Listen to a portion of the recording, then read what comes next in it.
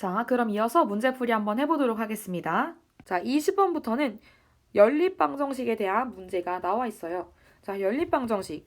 연립방정식은 여러분 어떤 방법으로 풀 수가 있었습니까? 네, 맞아요. 대입하는 방법이 있었고, 그리고 두 식을 적절하게 개수를 맞추어서 더하거나 빼는 방법이 있었습니다.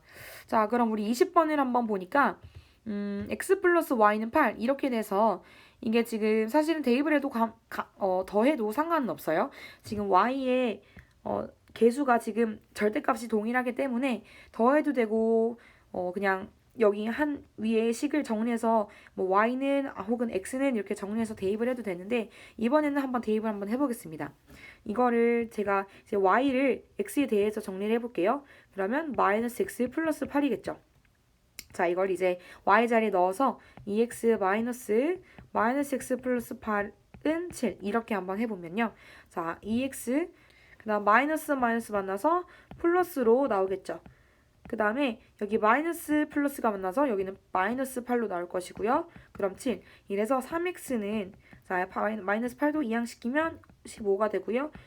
x는 5라는 결과를 얻었습니다.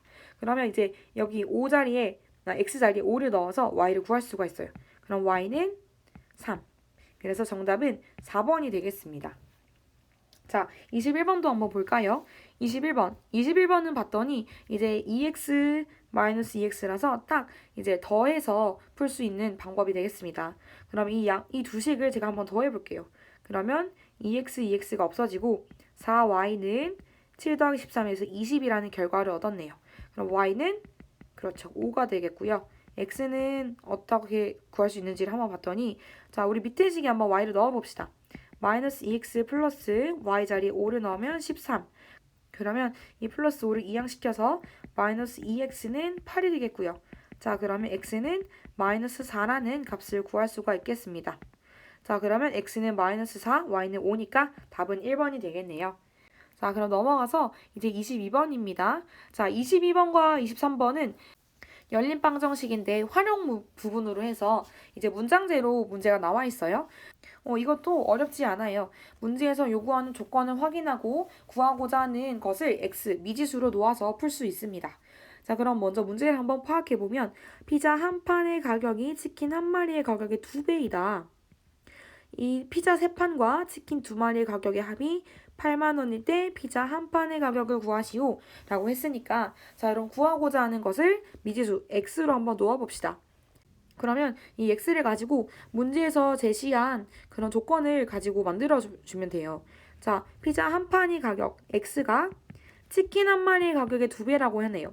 그럼 치킨 한 마리를 y로 이 가격 y1으로 두었을 때 2y가 될 거예요. 그죠?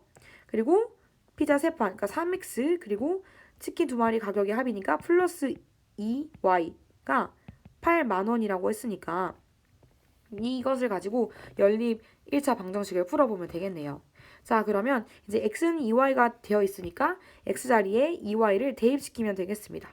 그러면 3, 2는 6. 그래서 6y 플러스 2y니까 이제 8만 원이니까 자, 8y는 8만 원. 그러면 이제 y는 만 원이 되겠죠. 그죠?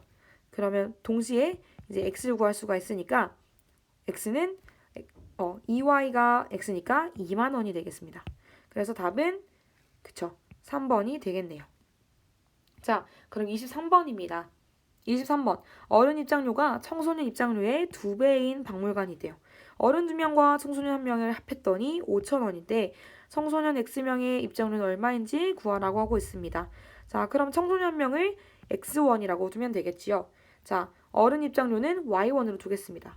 그럼 어른 입장료 Y1은 청소년 입장료의 2배니까 2X라고 할 수 있겠고요.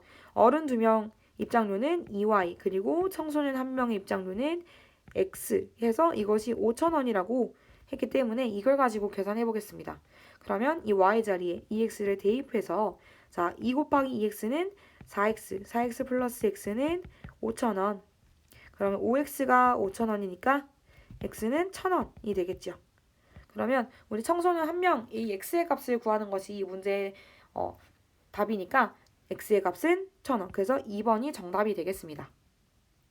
자, 그럼 넘어가서 24번을 한번 보겠습니다. 자, 24번에서는 이제 다항식의 곱셈과 인수분해 파트로 넘어가네요. 자, 이 부분은 앞으로의 모든 그 수학 과정에 있어서 너무너무 중요한 기초가 될 것이기 때문에 여러분에게 이 부분을 자유자재로 전개하고 또 인수분해할 수 있도록 해야 한다고 당부를 했었습니다. 자, 그럼 이제 24번부터 한번 보면 자, 이 식을 전개하라고 하고 있어요.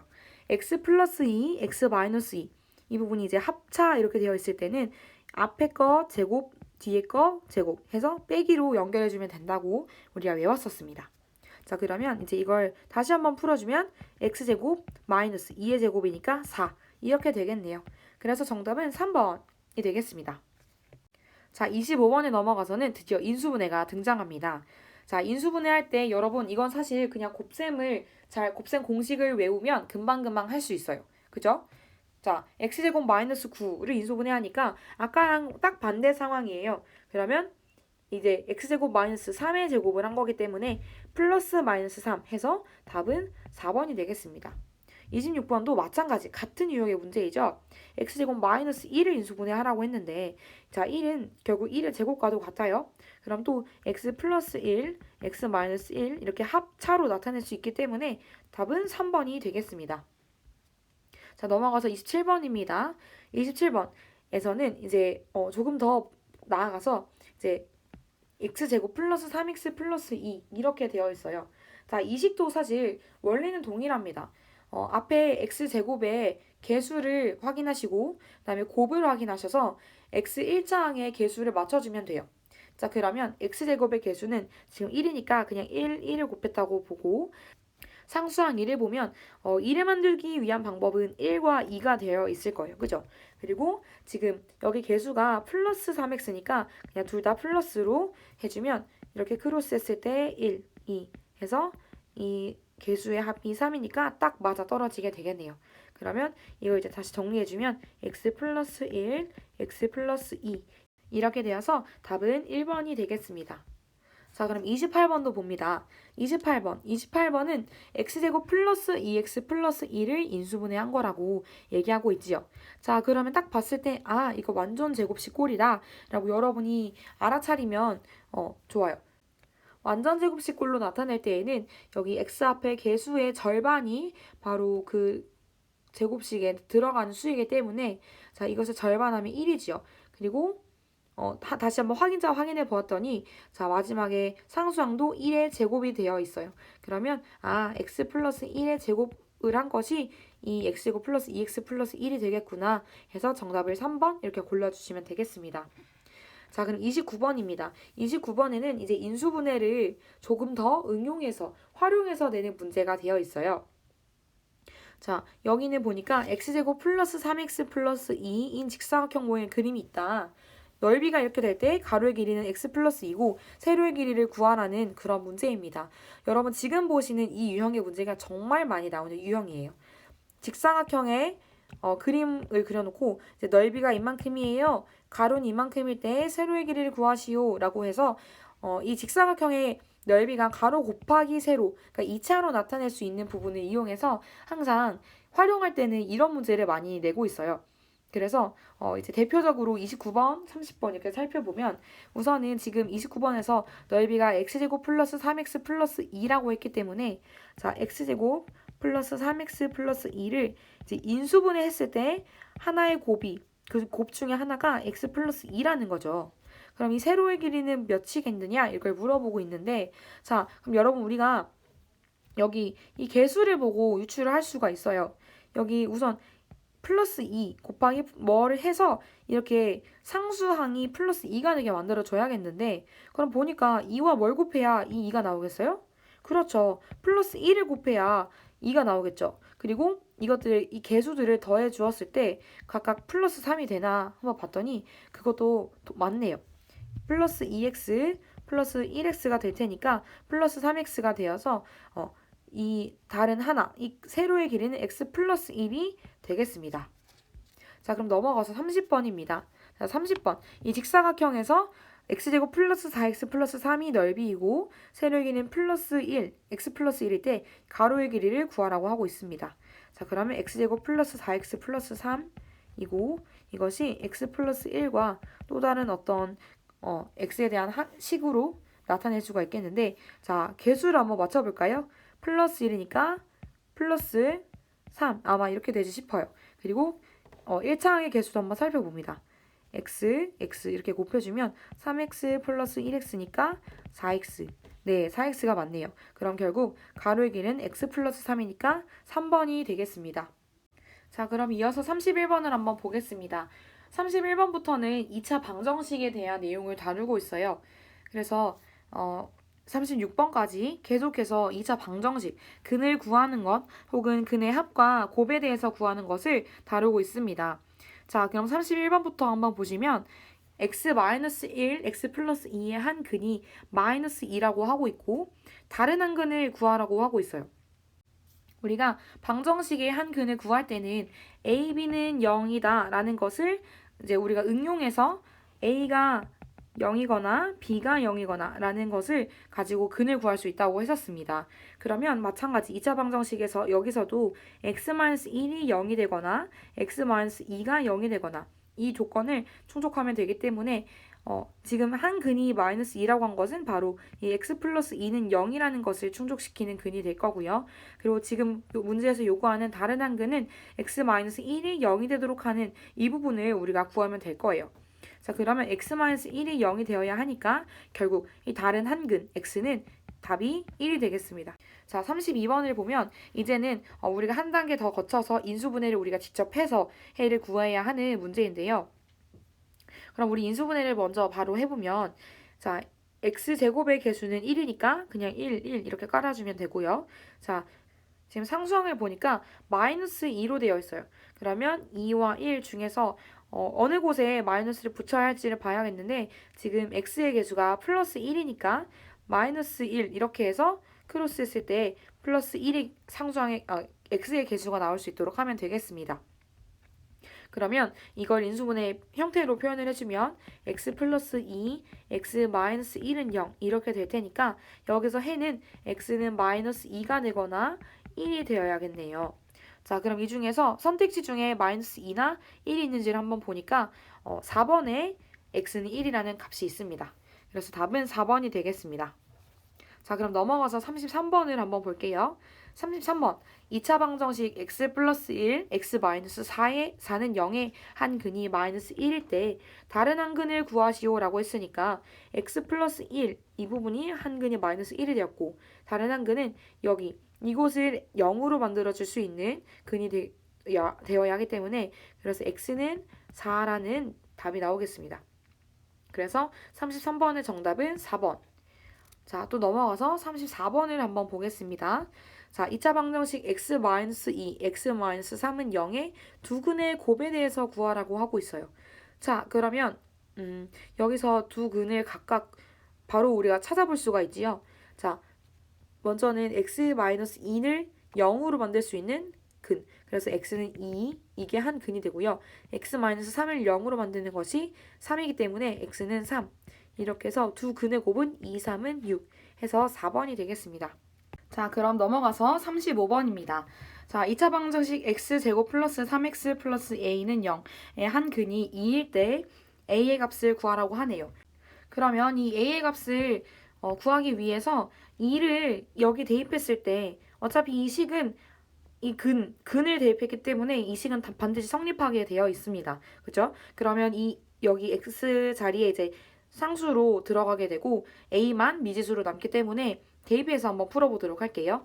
그러면 2를 넣었을 때 2의 제곱 플러스 3 곱하기 2 플러스 a는 0이 되니까 4 플러스 6 해서 10 플러스 a가 0이 될 것이고 그러면 따라서 결국 a는 마이너스 10이 되겠습니다. 그래서 35번의 답은 3번이에요. 넘어가서 마지막 문제입니다. 자, 2차 방정식 x제곱 마이너스 6x 플러스 8은 0의 두 근을 알파와 베타라고 할 때 알파 플러스 베타 마이너스 알파 베타의 값을 구하라고 하고 있습니다. 자, 여러분 이 문제를 풀 때에는 두 가지 방법으로 풀 수가 있는데 첫 번째로는 실제로 이걸 근을 구해서 푸는 방법, 두 번째는 근과 개수의 관계를 가지고 푸는 방법이 있어요. 중학교 교육과정에서는 사실 이 2번 근과 계수의 관계에 대해서 직접적으로 다루지는 않지만 우리가 개념 강의를 설명할 때 제가 잠깐 알파와 베타를 언급하면서 다룬 적이 있었습니다. 그럼 우선은 여러분 1번으로 풀어보게 된다면 이 근을 구하기 위해서 우리가 인수분해를 할 수가 있겠지요. 그러면 x제곱의 개수는 1이니까 1, 1 이렇게 적어주고 또 이제 8을 만들기 위해서 어떤 주수를 곱해야 되는지 생각해보면 2, 4는 8이고 그리고 마이너스 6이 개수니까 마이너스를 붙여주면 이 인수분해가 될 거예요. 그러면 x-2, x-4는 0이 되니까 각각의 근은 x는 2 그리고 또는 x는 4 이렇게 돼서 2와 4를 가지고 구할 수가 있겠습니다. 그러면 알파 플러스 베타가 각각 2와 4라고 했을 때 2 플러스 4 마이너스 2 곱하기 4를 하면 이제 6 마이너스 8이니까 마이너스 2 이렇게 구할 수 있고요. 그리고 두 번째 근과 계수의 관계를 가지고 풀 때에는 자, 두 근의 합은 알파 플러스 베타는 마이너스 a분의 b라고 한번 얘기를 했었어요. 그러면 이제 마이너스 a는 1이니까 1 그대로 가고 b는 여기서 마이너스 6이죠. 그래서 알파 플러스 베타는 6이 되겠습니다. 그 다음에 알파 베타는 a분의 c라고 제가 했었어요. 그러면 a는 1, 그 다음에 c는 여기서 8이니까 8 이렇게 되겠죠. 그러면 알파 플러스 베타에서 알파 베타를 빼니까 6 마이너스 8을 하게 되고 그래서 결과적으로 마이너스 2 이렇게 해서 두 가지 방법 모두 가능합니다. 여러분이 2번 이 두 번째 근과 계수의 관계를 가지고 푸는 방법을 익혀두면 훨씬 더 간편하게 풀 수가 있겠죠. 자, 그럼 결과적으로 답은 마이너스이니까 4번이 되겠습니다. 자, 이렇게 해서 우리가 드디어 2단원 문자와 식을 다 마무리하게 되었습니다. 자, 문자와 식은 여러분 사실 이게 어떤 개념적인 것을 많이 기억하고 그걸 적용한다기보다는 문제를 풀어가면서 내가 그것을 몸에 체득하는 그런 방식의 개념이 더 많았어요. 그래도 우리가 지금 이 한 단원 이제 끝냈기 때문에 한 단원 총 정리를 잠깐 해보자면 1번 문자와 식부터 시작해서 우리가 6번, 7번이죠. 7번 2차 방정식까지 우리가 한번 봤었는데 자, 문자와 식에서는 우리가 어떤 것을 배웠냐면 대입하는 것, 그리고 문자를 사용하는 것. 그러니까 문자를 사용해서 식을 세우는 것, 이런 것에 대해서 많이 살펴보았었죠. 그리고 곱셈 기호를 뭐 생략한다거나 혹은 다항식과 1차식 이런 부분에 대해서 좀 살펴보았습니다. 그리고 두 번째로 넘어가서는 여기 문자와 식에서 배웠던 걸 바탕으로 바로 1차 방정식에 대해서 살펴보게 되었었어요. 그래서 1차 방정식의 개념, 그러니까 의미와 또 그것을 어떻게 전개해서 풀어낼 수 있는지, 어떤 식으로 문제에서 활용이 되는지를 살펴보았었고요. 자, 세 번째로 넘어가서는 식의 계산. 그러니까 식의 계산이라 함은 이렇게 여러 가지 복잡한 것들, 지수법칙이라든지 단항식, 다항식 등의 어떤 계산 방법에 대해서 살펴보았던 것들, 그리고 4번 부등식에 가서는 부등식 자체의 정의와 또 어떻게 이것들을 표현하는지, 부등호를 어떻게 정리할 수가 있는지 그런 것들 성질에 대해서 살펴보았고 또 5번 연립방정식에 와서는 여기 1차 방정식에서 배웠던 것들을 이제 두 가지 방정식을 동시에 충족할 수 있는 해를 구할 수 있도록 우리가 계산 방법을 살펴보았습니다. 그리고 여섯 번째 다항식의 곱셈과 인수분해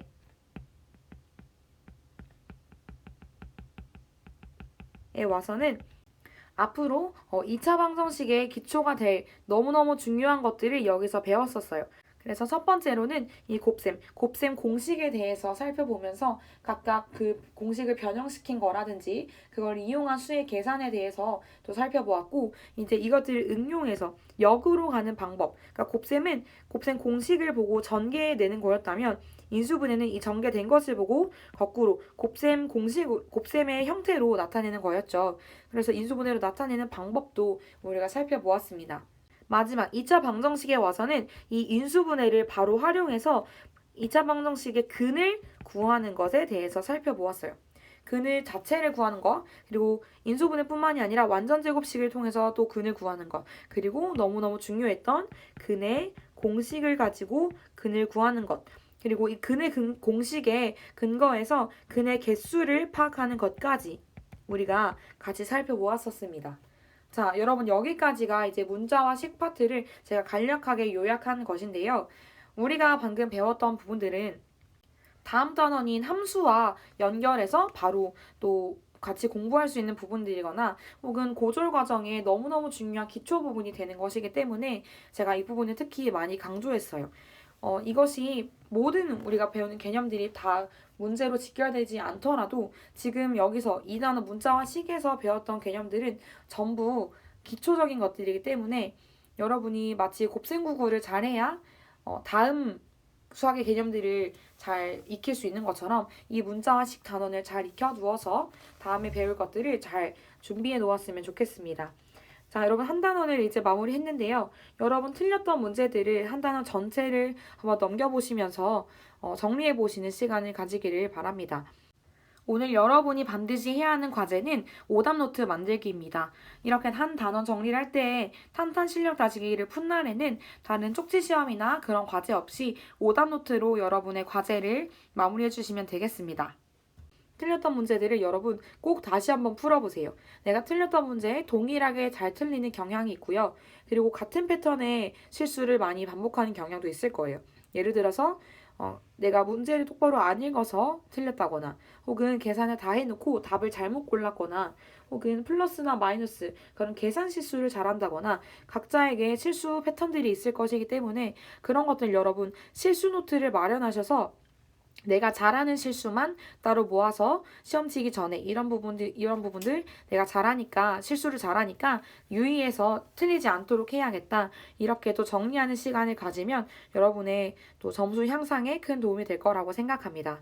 여러분 우리 이제까지 문자와 식 정리를 마쳤고 다음 시간에 이제 함수 단원으로 여러분 찾아뵙도록 하겠습니다. 수고하셨습니다.